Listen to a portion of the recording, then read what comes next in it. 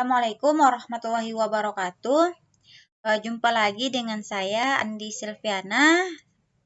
Seperti biasa, kita akan membahas biomekanik olahraga dan pada video kali ini kita akan membahas materi pada bab 7 yaitu tuas atau pengungkit. Nah, untuk mengefisienkan waktu, langsung saja kita ke materinya. Pengertian tuas atau pengungkit. Gerakan-gerakan badan yang dihasilkan melalui sistem pengungkit seperti tulang-tulang yang bekerja sebagai pengungkit yang digerakkan oleh gaya yang dihasilkan oleh kontraksi otot, itu di dalam aktivitas olahraga. Prinsip pengungkit itu akan berlaku juga bagi benda di luar badan. Nah, adapun teknik-teknik dalam olahraga seperti gulat itu banyak berdasarkan pada prinsip pengungkit. Nah, sehingga apabila ada dua buah gaya yang bekerja pada suatu benda atau batang dan bekerja berlawanan arah terhadap porosnya, maka pada benda tersebut itu bekerja sebuah tuas. Atau dengan kata lain, tuas ialah suatu mekanisme penggerak pada sebuah benda, di mana berupa dua buah momen atau torque yang bekerjanya itu berlawanan terhadap porosnya. Nah, pengungkit pada suatu alat mekanik itu dimaksud untuk menghasilkan gerak berputar pada sumbunya, di mana pengungkit ini terjadi atas sumbu putar. Nah, di mana seperti tangan gaya yaitu antara sumbu putar dan titik pangkal gaya, dan tangan beban yaitu jarak antara sumbu putar dan titik pangkal beban. Next, kategori tuas. Ada 3 jenis tuas yang ditandai oleh letak sumbu putar, di mana lanjut ke kategori tuas.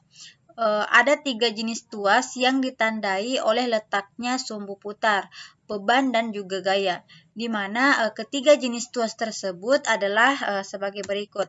Yang pertama, tuas kelas 1. Nah, seperti yang teman-teman lihat pada layar ya, terdapat gambar.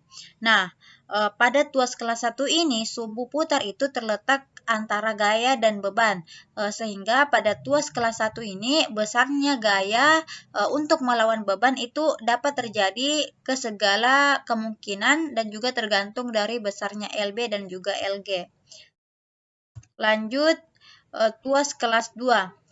Di mana pada tuas kelas 2 ini itu beban itu terletak antara sumbu putar dan gaya, sehingga pada tuas kelas 2 ini besarnya gaya itu untuk melawan beban itu selalu lebih kecil daripada beban itu sendiri, karena LG selalu lebih kecil dari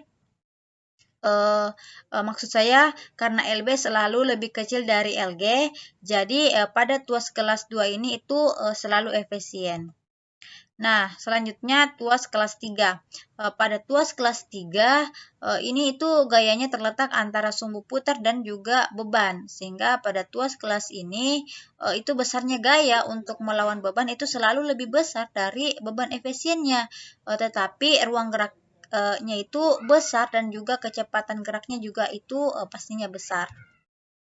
Nah, kelas tuas tersebut itu ditandai dengan cirinya yang ditentukan oleh posisi yang di tengah, di mana kelas 1 poros atau ditandai dengan simbol P yang di tengah. Sedangkan kelas 2 itu adalah beban, ditandai dengan simbol B yang di tengah.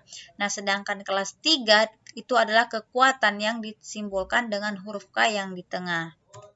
Selanjutnya kesimpulan. Nah, kesimpulan yang dapat kita peroleh yaitu pada tuas kelas 1 besar G dapat terjadi segala kemungkinan tergantung dari besar LB dan juga LG-nya. Nah, pada tuas kelas kedua, gaya untuk melawan beban itu selalu lebih kecil daripada beban itu sendiri, sehingga tuas kelas 2 itu akan selalu efisien. Berbeda dengan kelas 3, pada tuas kelas 3 ini gaya untuk melawan beban itu selalu lebih besar daripada bebannya, sehingga pada tuas kelas 3 ini itu tidak efisien sebagaimana pada